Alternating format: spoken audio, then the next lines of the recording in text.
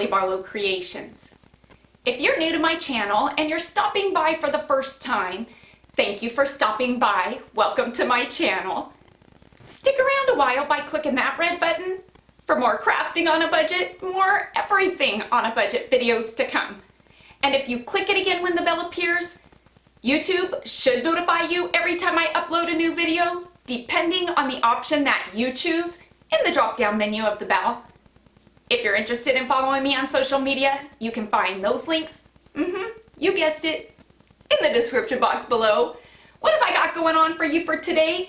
Today, I was feeling inspired to bring you another Dollar Tree farmhouse DIY. The farmhouse ideas are just in my head right now. My mind is just flooding and reeling with ideas that I just feel like I have to create for you all. And so I hope you're ready for some amazing farmhouse DIYs because the inspiration has hit and the dry spell is over and I am ready to create.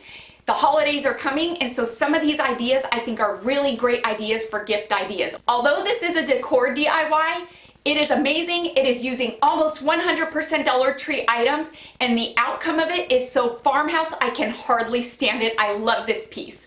I'm gonna quit my gabbing. Let's jump into it, and let's do some Dollar Tree DIYing on a budget today. Farmhouse style, because why not? That's what we do here. Who is today's KB Creations crafter of the day? You'll want to stick around to the end of the video to see if it's your creation that's being featured in today's video. My blog is up and it is running. I will be posting a new blog every Monday, and this is where I take you along with me on this next chapter of my life and all of the amazing paths that it takes me on. I get personal because everything is personal, including this blog. Alrighty, so for today's DIY, I dug into my stash of plaques. I love these plaques. Have I told you that you need to pick these up when you see them in any decor style and keep them in your stash because they're great for doing DIYs like today's DIY. On the back side, I'm gonna go ahead and take some of these jumbo popsicle sticks. These were scrap pieces, that's why they're all kind of cut up. I keep my scrap pieces because they come in handy for something like this, so there's no sense of throwing them away when we're gonna get use out of them to attach these two boards together to make them a larger board. And because I want this board to be holeless and seamless, I'm gonna use some Dollar Tree spackling. I'm gonna fill in those holes, and I'm also gonna put some along the seam there where the two plaques meet. In turn, this is going to make it a nice, smooth, seamless plaque, which is now bigger because we attached two of them together. Isn't that cool? Did I say you should get these plaques and put them in your stash whenever you see them? A lot of times when using spackling, you can take a damp rag or a sponge before the spackling dries and smooth it out, but because these are kind of a cardboard plaque, I didn't want to do that and risk them warping. So I waited for the spackling to dry, then going in with just a very light grade sandpaper, I'm going to sand over that spackling, smoothing it out. And yeah, did I say we're going to have a nice big smooth plaque surface with no seams or holes. This is one of those DIYs where I totally thought I was gonna go one way with it, and when I started implementing what I saw in my head, I absolutely didn't like it and decided to go another way with it. I originally started out with some of Waverly's cashew and thought I'd give this a nice coating of cashew and kind of blend in some hazelnut and white into it. Once I got it done, wasn't feeling it, wasn't liking it, it wasn't going where I wanted it to go, it wasn't fitting the image that I had in my head. So I decided to go in with some white, repaint over it again, and start off with a blank canvas.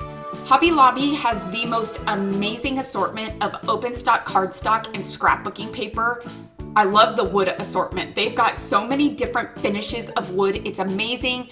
I keep it in stock in my stash. For this DIY, you're gonna need 2 pieces of the same scrapbooking paper if you go that route, because a trick of the trade is when using 2 pieces, when they have a pattern, you'll easily be able to line up and match the 2 pieces together without it looking like you did some patchwork. For this DIY, I'm gonna be using a spray adhesive by Loctite. This is a repositionable spray adhesive. I'm not going the Mod Podge route, because we all know the struggle is real when working with Mod Podge and applying paper to it. It bubbles, it warps, it wrinkles, And sometimes I really don't mind that happening because it kind of adds to the character, gives it some personality. But for this DIY, I wanted a nice smooth surface. And so just by spraying the adhesive on the plaque itself, you can easily apply and adhere your scrapbooking paper to it. And look, there is no struggle here. It's easy. And yes, to this DIY, I will be incorporating some of the tumbling tower blocks from Dollar Tree that I so love to work with. I like to frame out my plaques when I'm doing a wall decor piece using these because I feel like it finishes it off. It makes those edges look neater and more finished. And so when doing that, I typically will lay out my blocks first to see if my blocks are going to fit perfectly, meaning that way I don't have to cut them. Although I do have the capability of easily cutting the blocks, who wants to sit here for days with a handsaw from the Dollar Tree cutting the blocks? So if you lay them out, you can easily cut your plaques down to size versus cutting your blocks.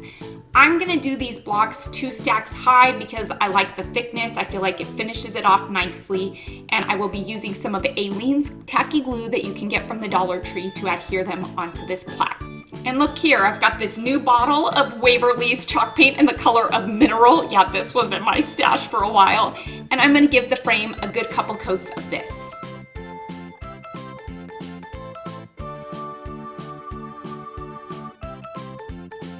And yes, I will be incorporating some embellishments into this DIY. These are a die-cut embellishment that Linda and I came up with specifically for this DIY that are available in her Etsy store for digital download for the bargain price of, $2. If you want her to cut and send you the die cuts, she'll send them to you for $4, and that is with free shipping. You can find the link to Linda's Etsy store, guess where? In the description box below. Because these are a die cut, which means they were cut out of cardstock, I'm gonna use the Loctite spray adhesive on the back side of these letters to adhere them onto the plaque. And what's great again about that spray adhesive is it is repositionable up to about an hour. So you have a little bit of wiggle room to get those letters straight and just in the right spot. I'm not sure if I've ever voiced this to you or not. I probably have. But these frames from Dollar Tree are my absolute favorite. Everything about them screams Farmhouse. That corrugated metal, the clip at the top, the nice wood frame. These were the perfect addition to this farm fresh plaque that I'm putting together here. And I'm just gonna adhere these on with, guess what? Yes, a bunch of hot glue. And would you look at how stinking cute these embellishments are that Linda came up with specifically for these frames for this DIY. I am loving the cow. We've got a chicken, we've got a pig. And this here is the reason why we decided to go with the cardstock die cuts versus the vinyl because of the corrugated metal. I originally was gonna put some kind of a scrapbooking paper in the background, maybe a wood, but I just felt like adding more wood to the wood that was already on this DIY just didn't go good, and the corrugated metal was perfect and it gives it that farmhouse feel that you all know that I love so much, so it was an easy fix by just using a die cut. How cute are these? And what's great is that these clips are on there, so if you want to add notes to it, you can clip them on there. Such a fun piece, I think, a useful piece, right? At the bottom here, we decided just to add just a bit more fun to it by adding moo, cluck, and oink. How fun is that?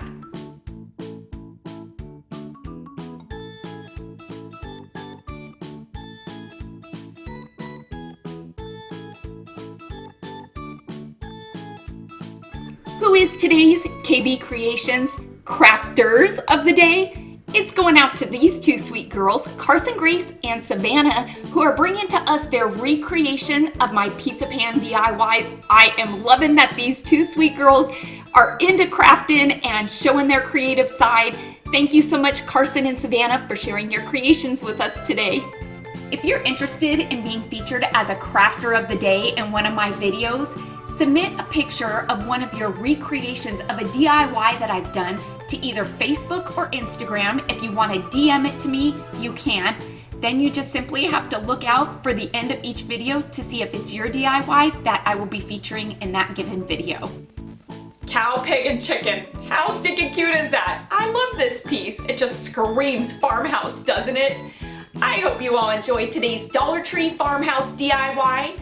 please make sure to give this video a big thumbs up. And let's get this video to 5,000 likes. Because like I always say, each and every one of your thumbs up and those comments that you do leave down below, they really do help my channel to grow, and it helps YouTube to notice me just a bit more. Until next time, everybody, I hope you have a fantastic day. Happy crafting on a budget. Stay happy, stay safe, stay healthy, but most of all, you know what I'm gonna say.